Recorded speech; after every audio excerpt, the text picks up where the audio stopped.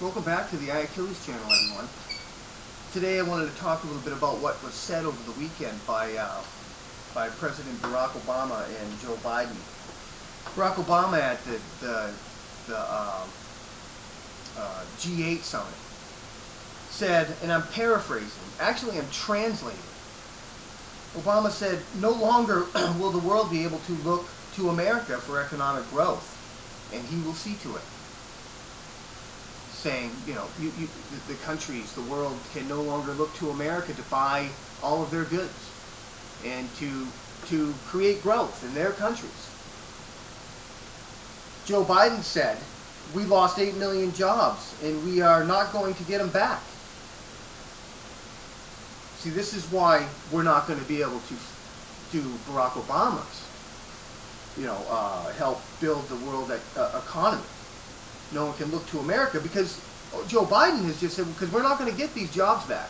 The American people are not going to be able to afford to buy anything. Do you understand? I want to know who hired the losers. Who hired and elected people who accept losing? They're accepting it. They're telling the American people to get used to it and to accept it. Because they're lowering the standard of the American people, the standard of living for the American people in the United States. That's what they're doing. And they're openly telling you this. You just have to understand what they're saying. Why would he say, oh, we're not going to get those 8 million jobs back? I mean, aren't we trying to, project confidence in our economic recovery? And you say things like this? No, because they're destroying the economy. That's why this Gulf, the deep water drilling moratorium, the 6-month moratorium, they're pushing for it. They're pushing it because they know it will bring them closer to economic destruction. Because you just have to have common sense to know if you're not drilling for oil, you got to pay more for it somewhere else. And to push forth this cap and trade, that's what they're doing. They're destroying this economy to create a centralized government. I'm in a little debate with an old friend who came back and told me that he said, you like to blame everybody for your problems except the ones actually responsible. You blame the government and the unions instead of the corporate CEOs who manipulate them. This is what he said to me. So I wrote back, I said, you said you blame the government and the unions instead of the corporate CEOs who manipulate them. That's what he said to me. I would like you to read that statement again, please. The last word is them. Who is them? And why are they able to be manipulated? Them are corrupt politicians. These are the people we elect to look out for us. They are ultimately responsible for what passes for laws in this nation. And you might want to look at it that way. Meaning, he's making excuses for them because they've been manipulated. They're the victims. They've been manipulated by these CEOs. Our politicians are the victims of CEO corruption and manipulation. Really? They're victims? Or are they participants? I'd say they're participants. And see, we can't control who the CEO of a corporation is. But we can control who is the politician. And these corrupt politicians who have been given a pass by all of these people need to go. And that's the bottom line. If we want to end corruption in corporation, you must end it in government first. Because ultimately that's where it lies.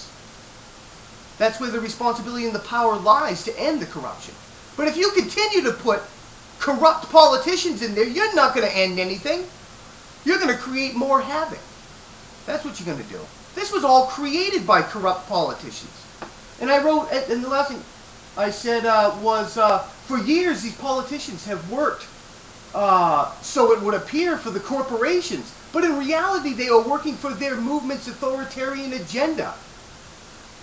They've created a reformation for Marxist change where a centralized government oversees it all. This is collectivism, which is against everything this country stands for. This country was created to encourage individual liberties, which is the only true path to equality. It's equal justice, not social justice. They're creating a permanent underclass which will be overseen by a central government. And they say that this is equality, equal. That it makes everybody equal. And yeah, equally poor, equally miserable. You stifle people's ability to live their individual lives. You've lumped them in with losers.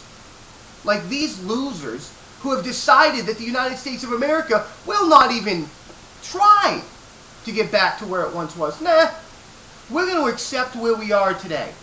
You know, that's what we're going to do. We're going to live in the here and now. We're broke. We're not even going to try to get out of it. They're losers, and we've elected them. I want to end today with a statement that one of my friends posted on another friend's site.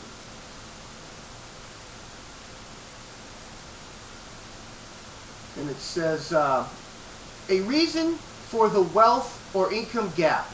Smart people keep on doing things that are smart and make them money, while stupid people keep on doing things that are stupid and keep them from achieving. People who get an education, stay off drugs, apply themselves and save and wisely invest their earnings do a lot better than people who drop out of school, become substance abusers, and buy fancy cars and houses that they can't afford, only to lose them. We don't have an income gap, we have a stupid gap. This is from tax professor Paul L. Karen. We have a stupid gap. And the stupid people are following these losers, because these losers are offering unemployment benefits and welfare instead of jobs and economic growth. God save America.